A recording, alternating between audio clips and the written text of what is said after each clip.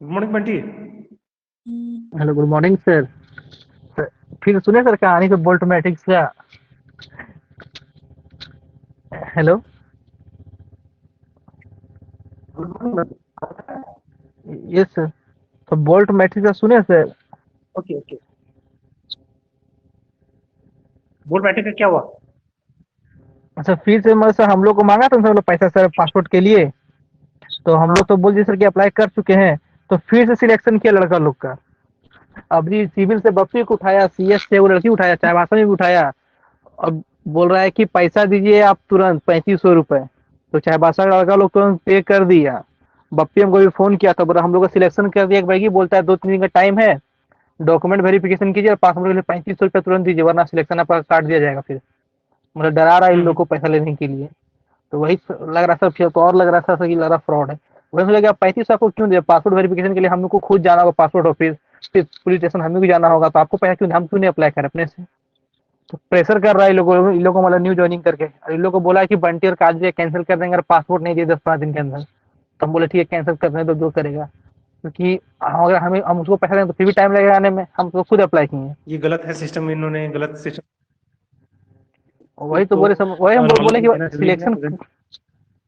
एक बार सिलेक्शन ले लिया, हम्म। उसके बाद फिर लगा लोग चुना चाईबासा का लड़का लोग सर कर भी दिया पेमेंट, बहुत लगा सर हड़बड़ी में। बोल रहा 2-3 दिन टाइम है। वही हम सोचे जॉब तो अभी आप देंगे नहीं, जॉब तो हम ज्वाइनिंग करेंगे 7 सेमेस्टर 8 सेमेस्टर के बाद। तो अभी आपको पासपोर्ट देंगे तो जरूरी क्यों हड़बड़ी मचा हुआ, टाइम दीजिए 1 डेढ़ महीना का, बच्चा अपना बना के देगा। तो बोला नहीं 3500 तुरंत दीजिए, वो लोग चाईबासा से बात किया, चाईबासा बोला कि नहीं तुरंत पैसा दिया, लड़का लोग कुछ बहुत लगा पे भी कर दिया पैसा चाईबासा का, 3500 रुपया करके। हम लोग कॉलेज में तो 2 को हुआ था, मेरा और कादिर का। हम कादिर को बोले कि तुम भी अप्लाई कर दो, पैसा मत देना। तो दोनों अप्लाई कर दिए थे पहले ही, तो हम लोग पैसा नहीं दिए, तो फिर सिलेक्शन किया अपने पता नहीं किस बेसिस पे। एगो बप्पी है सिविल का, वही हमको फोन किया, बोले वो सीएस की कोई लड़की का सिलेक्शन होगा। और इन लोग को बोल रहा है हड़बड़ा के जल्दी पैसा दो 2-3 दिन के अंदर 3500 रुपये। तो बप्पी हमको फोन किया तो बोला भाई फ्रॉड कंपनी लाया, बोला मत करो फिर, तो देखो पैसा पेमेंट मत करो। तो बोला ठीक है हम पैसा नहीं करेंगे पेमेंट अभी। इन लोग को मतलब टाइम भी नहीं दे सके ये लोग अप्लाई कर सके अपने से, तुरंत ही लोग हड़बड़ा दिया घर।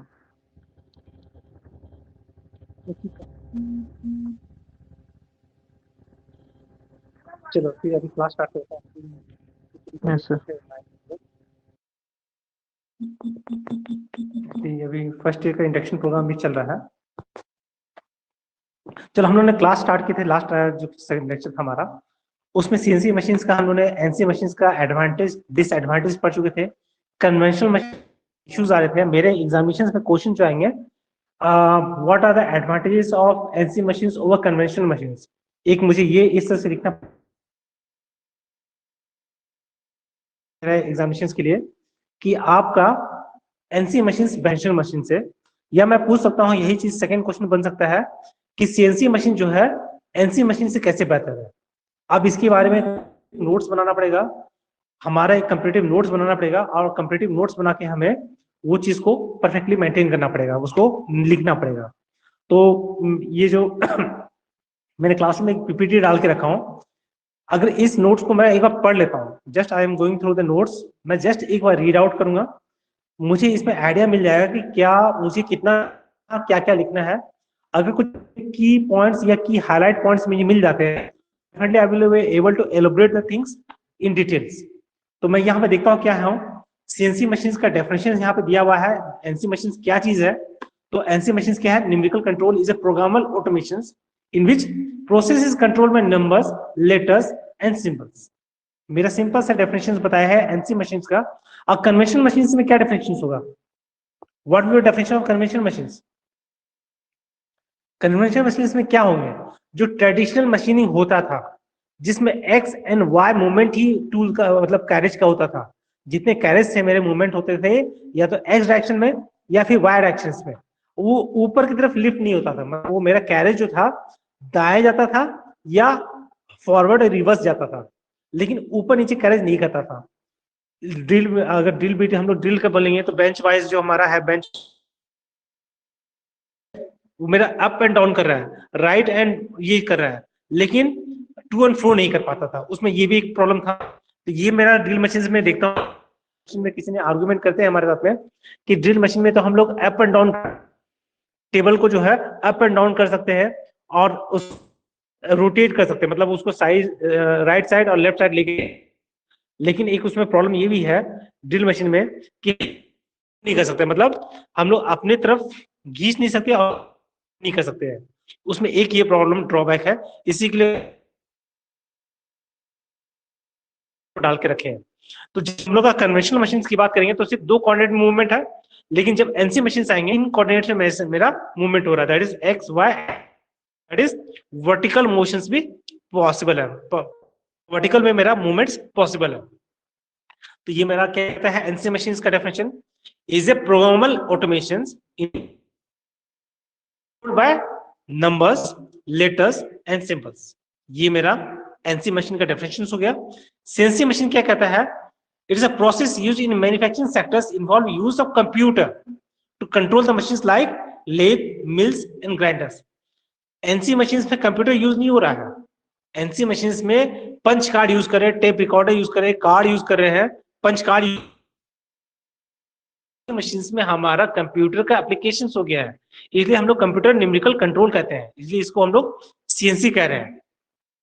इसके बोले क्या, ये तो नीड क्यों आया और ये सारा चीज हम लोग समझ चुके थे। हमारा क्यों जो था, हम लोग कॉन्टूर, डिफरेंट कॉन्टूर, जो कॉम्प्लिकेटेड कॉन्टूर्स थे उसको जो कन्वेंशनल मशीन्स पे नहीं बन पा रहा था, और एनसी मशीन्स पे कुछ कुछ 2D और 3D नहीं बन पा रहा था, उसको हम लोग इस पे हम लोग कर पा रहे हैं। इसको बोलता हूँ 3D प्रिंटिंग मशीन जो है, that is also additive types of, वो एडिटिव टाइप ऑफ मशीनिंग, लोग भी उसको 3D प्रिंटिंग मशीन को हम लोग बोलते हैं एडिटिव मशीनिंग सिस्टम, जिसमें कि हमारा मटेरियल हम लोग उस पर ऐड करते जा रहे हैं, ऐड कर, सब्ट्रैक्टिव टाइप का नहीं है ये। सब्ट्रैक्टिव हम लोग जितने भी मशीन यूज कर रहे हैं, हम लोग सीएनसी में यूज कर रहे हैं जो है, हमें कैटेगराइज करने के लिए आना चाहिए कि what are additive manufacturing system and what is subtractive type of system.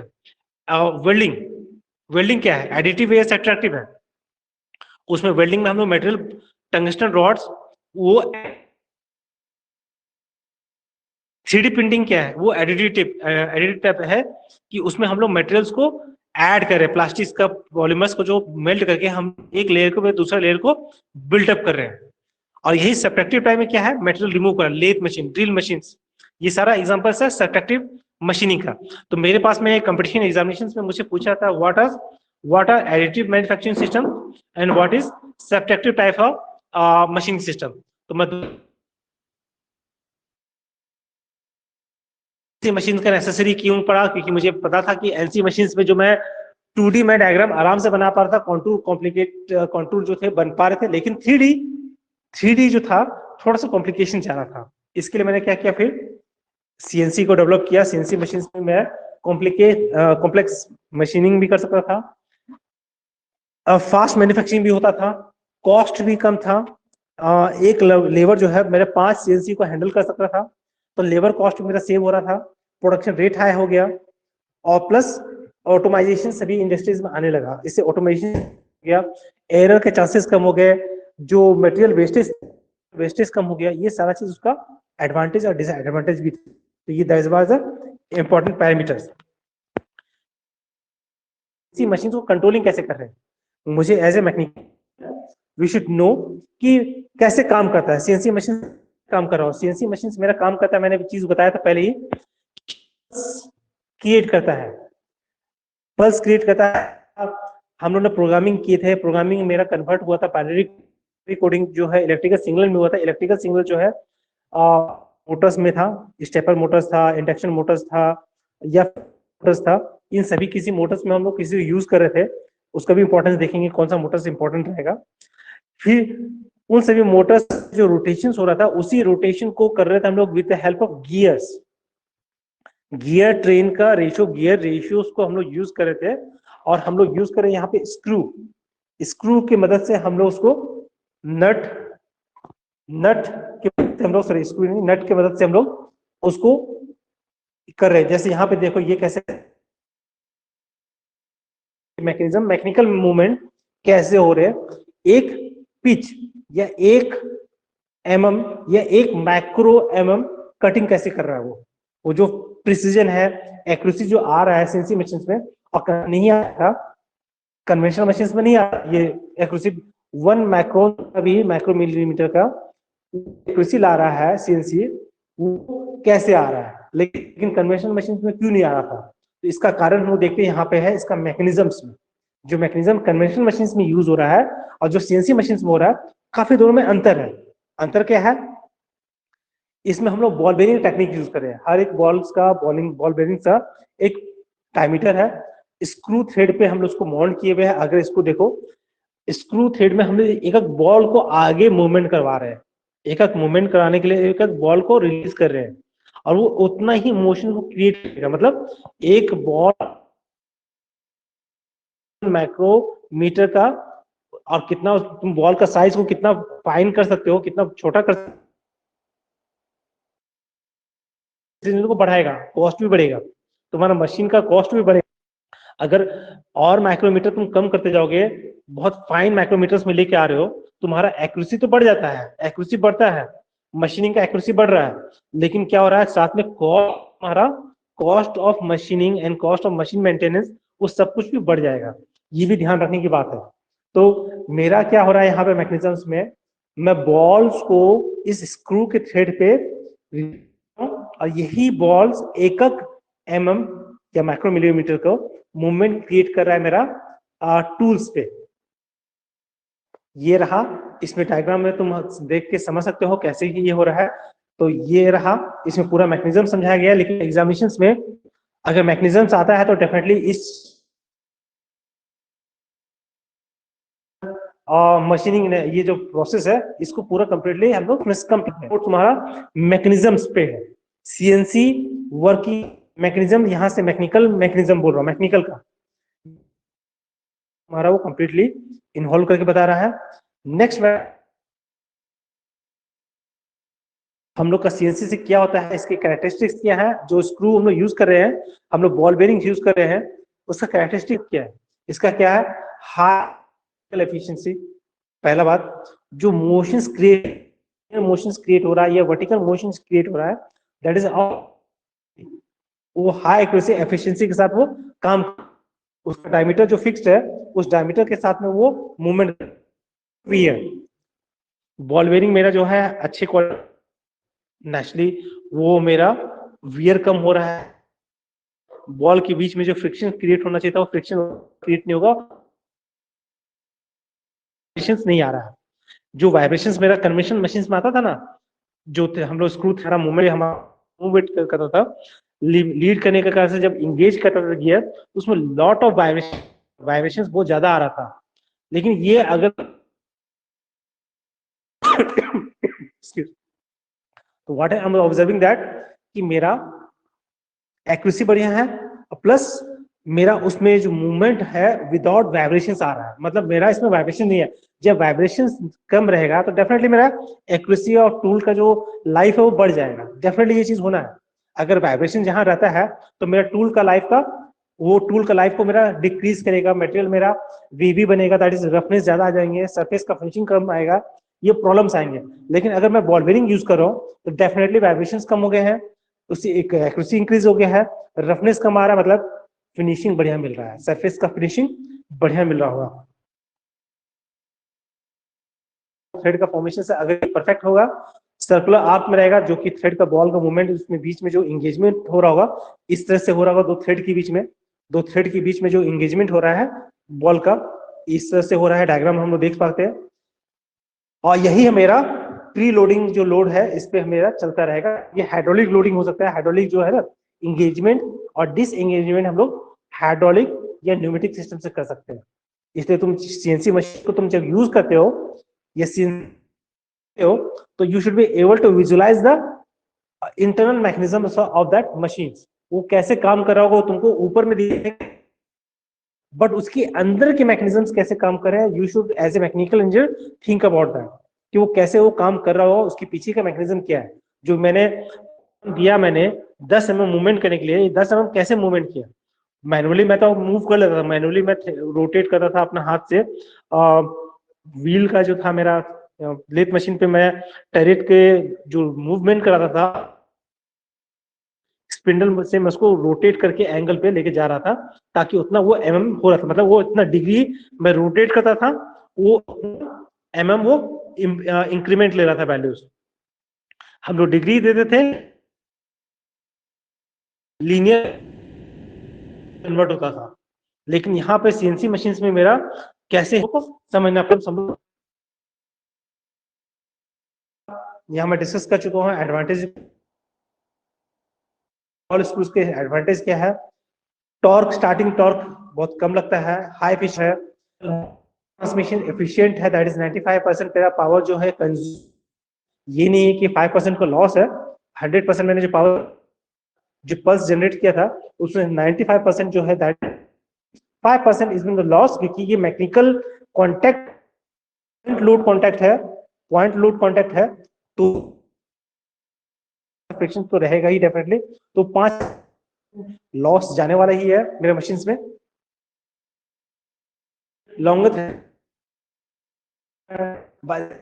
ये है हाई एक आउटपुट देगा मुझे, smooth movement of the full range of the travel, smooth movement मिलेगा। एडवांटेज भी क्या है, कभी कभी वाइब्रेशंस होता है, अगर उसमें हल्का अच्छा चैटर आ जाएगा, हल्का सा चैटर भी आ गया बॉल बेरिंग्स में, हल्का सा चैटर स्क्रू में या बॉल बेरिंग्स में, वो वाइब्रेशंस इंट्रोड्यूस करवा देगा। तो मुझे ध्यान देना है कि हल्का सा चैटर अगर आया है मेरे बॉल्स में, हल्का सा डैमेज किया है, तो मेरा ये वाइब्रेशन को लाएगा ही लाएगा।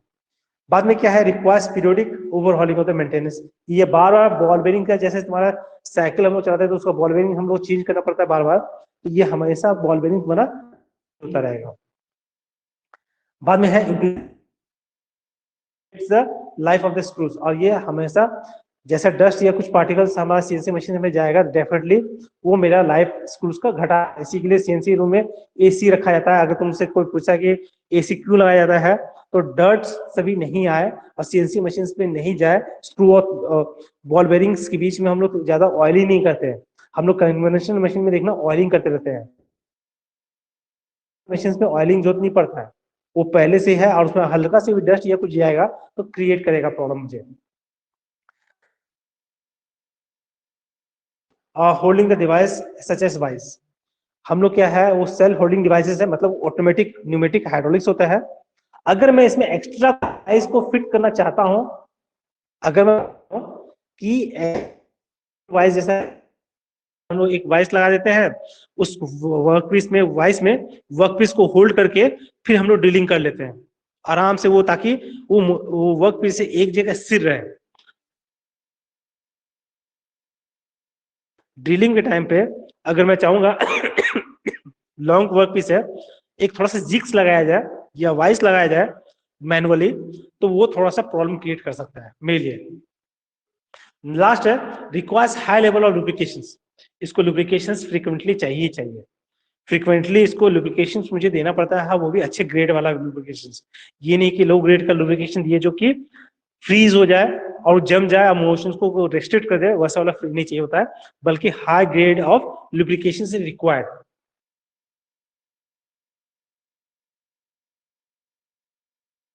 में ये हमारा एप्लीकेशन हो गया। आप करते हैं कंस्ट्रक्शन डिटेल्स, हम लोग को जो पता है कन्वेंशनल मशीन में एक्स है, लेकिन हमारे एनसी मशीन और सीएनसी मशीन में हम लोग जेड कोऑर्डिनेट मूवमेंट भी पॉसिबल है, मतलब अप एंड डाउन हमारा टूल जो है up X and Y movement तीनों कोऑर्डिनेट्स में मूवमेंट कर सकता है। तो ये मेरा एक सबसे इंपॉर्टेंट पहलू है।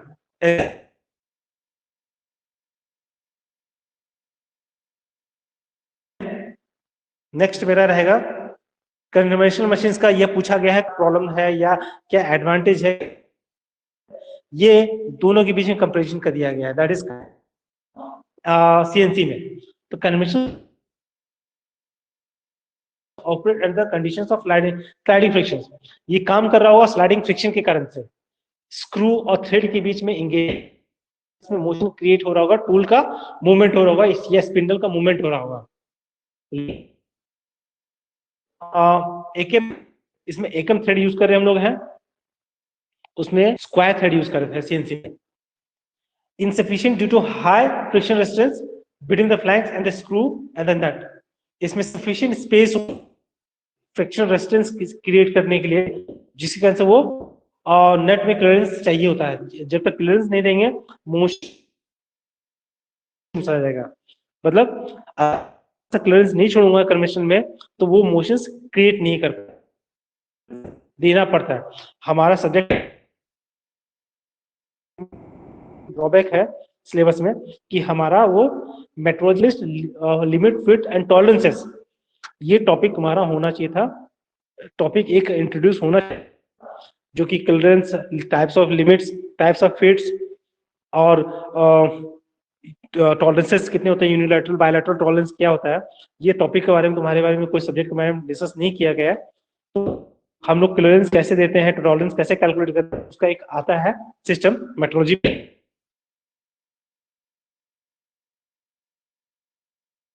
मुझे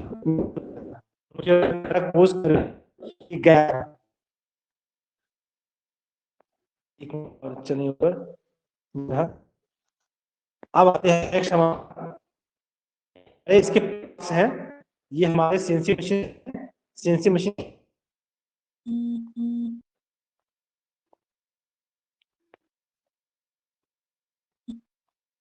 ओके।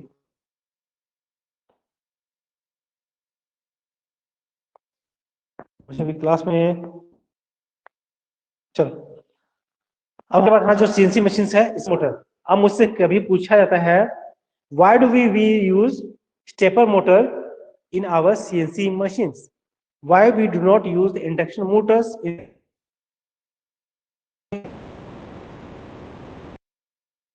सीएनसी मशीन्स में, इंडक्शन मोटर क्यों नहीं यूज करते हैं और फिर स्टेपर मोटर क्यों यूज करते हैं। तो मैंने लास्ट टाइम एक डिस्कशन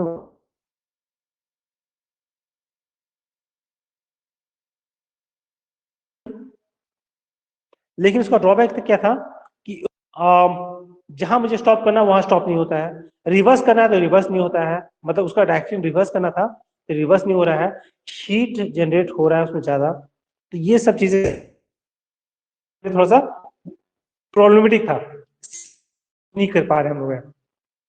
ये बात एक्सेप्टेड है, हाई आरपीएम है, इस वेरी वेल, मतलब जितना मुझे बीच बीच में स्पीड जो चेंज करना है, जैसे मिक्सर ग्राइंडर होता था तुम उसको स्पीड को चेंज कर सकते हो, वेरिएबल स्पीड पे दे सकते हो, और सीएनसी मशीन में मुझे स्पीड भी चाहिए होता है, मतलब मुझे कंट्रोलिंग होना चाहिए, तो ये एक वो रहता है, उसको किया, ये चीज के साथ में प्रॉब्लम था, तो इसके लिए मैंने इंट्रोड्यूस किया मेरा स्टेपर मोटर। स्टेपर मोटर में क्या था, वेरिएबल स्पीड है,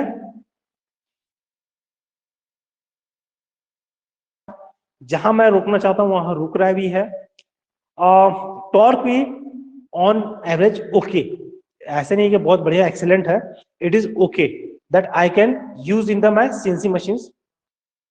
इसके साथ में इसके कंस्ट्रक्शन फीचर्स भी है जो कि मेरा सीएनसी मशीन के लिए चाहिए, इसी के लिए मैं यूज करता हूँ स्टेपर मोटर्स। इसके भी मैं एक और सर्वो मोटर्स, वो मेरा लास्ट एंड फाइनल है जिसको मैं यूज करने वाला हूँ, लेकिन पहला स्टेज है मेरा है स्टेपर मोटर्स पे। स्टेपर मोटर क्या है, stepper motor A digital signal is sent from the controller, हम लोग जो कंट्रोलर मशीन कंट्रोलर यूज कर, याद करो जो बाइनरी कोडिंग करके जनरेट कर रहा था वो इलेक्ट्रिकल सिग्नल्स में, तो हमारा मशीन कंट्रोलर क्या कर रहा है, वो कंट्रोलर सिग्नल भेज रहा है motor in the form of pulse, वो इलेक्ट्रिक करंट के पल्स के रूप में मेरे पास में सिग्नल भेजा है, which cause the motor to rotate through the specified angle, जो जितना पल्स उसको मिलेगा उतना वो रोटेशन, एक पल्स में भेजा तो हल्का सा हिला, सेकंड में पल्स भेजा चेंज किया, तो मतलब हर एक पल्स में वो हल्का हल्का मोशन ले पा रहा है। अगर मैं 10 पल्स लूंगा तो हो सकता है वो कुछ डिग्री रोटेट, सकता है 1 डिग्री रोटेट कर जाए, अगर मैं 20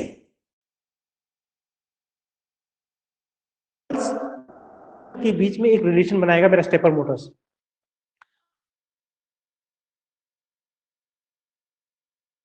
that is connected with the gear trains, gear train हाथ में वो कनेक्ट है मेरा, स्क्रू जो है बॉल बेरिंग के साथ कनेक्टेड था, और बॉल बेरिंग उतना मोशन क्रिएट कर पा रहा है जो 1:1 रेशियो, मतलब अब तू रेशियो को बढ़ा भी सकता है घटा भी सकता है, डिपेंड्स ऑन द एक्यूरेसी कितना तुमको, बेरिंग के साइज को मैं बढ़ा भी सकता हूँ घटा भी सकता हूँ, तो ये भी एक रहता है इंपॉर्टेंट पैरामीटर्स। तो ये एक्यूरेसी के लिए मैं इसको पल्स जो मुझे मिला, पल्स को कन्वर्ट कर दिया मैंने इसमें, और उसके बाद मुझे कन्वर्ट हो गया linear motions, that is mechanical motions में क्रिएट आ गया है। इसके साथ में मेरा यहाँ पे पार्ट प्रोग्रामिंग हम लोग पढ़ चुके हैं।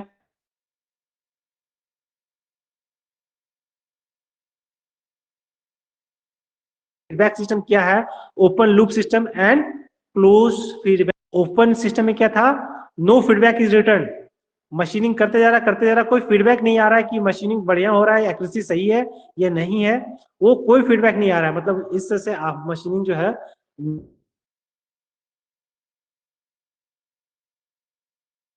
यहां चाहिए क्या एक्यूरेसी ऑब्टेन हो रहा है कि नहीं, इसके लिए सिस्टम होता है। ओपन सिस्टम में इनपुट और सीधा output, no system of returning. और क्लोज लूप में क्या होगा? में डेटा जा रहा है, आउटपुट से एक इनपुट लिया जाएगा, करना है या मशीन को स्टॉप करना है या डेटा में चेंजेस करना है, वो मुझे इनपुट आना चाहिए। फीडबैक सिस्टम, तो इनपुट फीडबैक है, एक है तुम्हारा क्लोज सिस्टम और एक है ओपन सिस्टम। ये हम लोग भी डिस्कस किए थे पहले भी। ड्राइव सिस्टम हम लोग देखे थे। ड्राइव सिस्टम हमारा जो था, ड्राइव सिस्टम हम लोग ने servo Motors, hydraulic, pneumatic, electrical motion, electrical signals को हम लोग चेंज करते थे। तो ये पावर सिस्टम्स हमारा था, पावर ड्राइव्स था, जिसमें हम लोग यूज कर रहे हैं। यहाँ पे देखो ड्राइव सिस्टम क्या होता है? Drives are used to provide the control motions to the CNC elements. CNC machine में जो कंट्रोल मोशंस क्रिएट करेगा उसको हम लोग ड्राइव्स कहेंगे। The drive system consist of amplifier circuits. हमारे जो ड्राइव सिस्टम है उसमें एम्पलीफायर सर्किट्स होते हैं। एम्पलीफायर्स क्या होता है? What is called amplifier? जो लो सिग्नल्स को हाई सिग्नल्स में कन्वर्ट करने के लिए, ट्रांसफॉर्मर जैसा ही है लेकिन ये सिग्नल्स को कन्वर्ट करने में कर रहा है। ड्राइव, हाँ धीरज, ट्रांसफार्मर के जैसा काम करता है ना? हाँ, सिग्नल को एम्पलीफाई करेगा, मतलब उसको अपग्रेड करेगा, उसको और स्ट्रॉन्ग बनाने, ज्यादा सिग्नल, बेहतर सिग्नल बन के मशीनिंग में जा सके। वीक सिग्नल्स को हम लोग एम्पलीफायर लगा के सिग्नल्स को मॉडिफाई करके थोड़ा सा अपग्रेड करते हैं। और ये इलेक्ट्रॉनिक्स वाले आ जाएगा, इसलिए हम लोग उसको जितना नहीं मैं जाऊंगा उस टॉपिक में। Bits are control signals, position, speed, amplifier circuits. और हमारा मशीन कंट्रोल यूनिट जो है कंट्रोल सिग्नल्स को एम्पलीफायर सर्किट काम करेगा। The control signals augmented actuate drive motors, और जो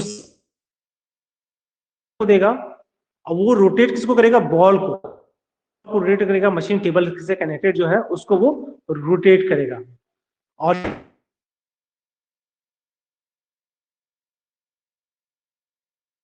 करेगा, सैडल करेगा, कैरेज करेगा, और ऑक्सिलरी यूनिट्स भी करेगा मेरा। ये सारे मूवमेंट में आ जाएगा। Motors used in CNC systems are two kinds, electrical that is AC, DC और स्टेपर मोटर्स। मैं यहाँ पे बोलता हूँ, अगर मैं मोटर्स जो सीएनसी मशीन में यूज करूंगा, इलेक्ट्रिकल मोटर्स है और फ्लूइड मोटर्स है, जिससे एसी और डीसी करंट और सर्वो मोटर्स यूज हो रहा है। अगर मैं बोल रहा हूँ कि मैं फ्लूइड वाला यूज कर रहा हूँ, फ्लूइड मोटर्स यूज कर रहा हूँ, तो हाइड्रोलिक न्यूमेटिक होगा, जो कि किसी चीज को कसने के लिए या किसी को रिलीज करना है, प्रेशर को रिलीज करना है, तो हम लोग यूज कर सकते हैं किसको? फ्लूइड वाला। जिसको जिग्स को मुझे टाइट करना है, ऑटो लॉक करना है, तो मैं जिग्स को लॉक करना है मुझे, तो मैं यूज करूंगा फ्लूइड या न्यूमेटिक। अगर मुझे मोशंस क्रिएट करना है तो मैं इलेक्ट्रिकल, एसी, डीसी या स्टेपर मोटर यूज करूंगा। तो ये तुमको यूज करना है। They exhibit favourable torque speed characteristic, और ये जो हम लोग जो भी मोटर यूज करेंगे वो टॉर्क उसका बेहतर होना चाहिए। कांस्टेंट टॉर्क मुझे जो मिलना चाहिए, स्टार्टिंग टॉर्क वो ही चाहिए। अगर वो नहीं मिलेगा तब मेरे लिए फेलियर है ये चीज।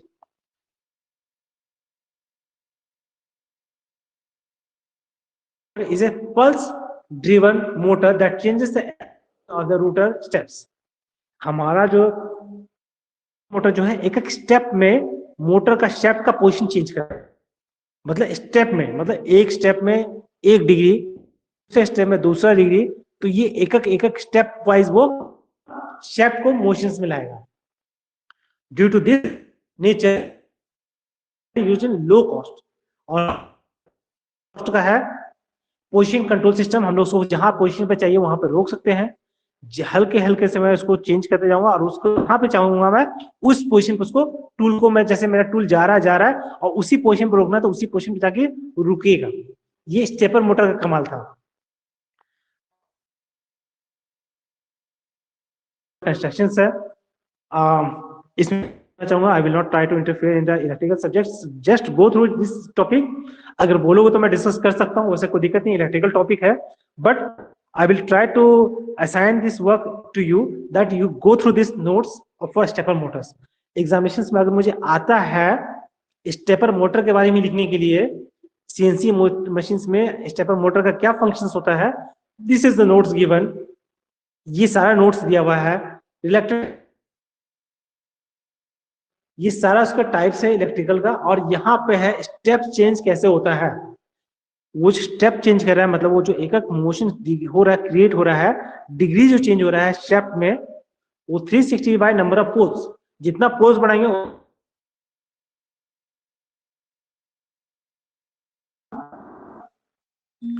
लो कॉस्ट है, रेजनेस है, ये बार बार यूज करने वाला चीज है, सिंप्लिसिटी ऑफ कंस्ट्रक्शन, कंस्ट्रक्ट करना बहुत आसान है, लो मेंटेनेंस है, ये स्लिप नहीं करेगा। जो स्लिप करने का प्रॉब्लम होता है इंडक्शन मोटर्स में, वो स्लिप नहीं करेगा, मतलब ये एक जगह से अगर फिक्स हो गया तो फिक्स है, यहाँ से मूवमेंट नहीं करेगा। Will work in any environment, वो किसी भी एनवायरमेंट में काम करने के तैयार है। अगर हीट जनरेट हो रहा है उसको कोई फर्क नहीं पड़ता, वो अपना उसी तरह से फंक्शन करता रहेगा। Excellent start stop reversing response, start stop and reverse properties का काफी बेहतर है। इसके डिसएडवांटेज है लो टॉर्क है, डीसी मोटर्स के कंपैरिजन में ये लो टॉर्क है, लिमिटेड स्पीड्स है, इसके हाई स्पीड्स नहीं ऑब्टेन हो सकते हैं, लिमिटेड स्पीड्स है। During overloading synchronization will broken vibration and noise will occur. जैसे अगर सिंक्रोनाइजेशन आएगा, ड्राइविंग अगर मैं लोड बढ़ा दिया, मैं लोड बढ़ाते हूँ, प्रॉब्लम आ रहा है इसमें, वाइब्रेशन आ जाता है। बाद में सिंक्रोनाइजेशन, जो सिंक्रोनाइज बना था, जो सिस्टम से एक दूसरे से कनेक्ट हो रहा था, सिंक्रोनाइजेशन के कारण से वाइब्रेशन आएगा, नॉइज क्रिएट करेगा, और हाई स्पीड पर। तो नेक्स्ट क्लास में हम लोग सर्वो मोटर्स को स्टडी करेंगे।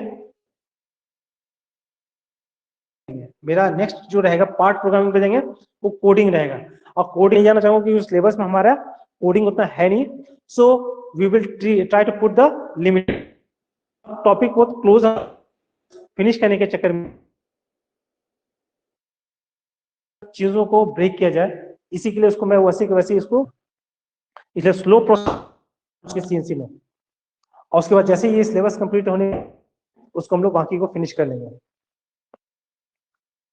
ठीक है, मैं क्लास को एंड करता हूँ। मेरा ग्राफिक्स क्लास नेक्स्ट है 11-15 से, तो I will going to that class now.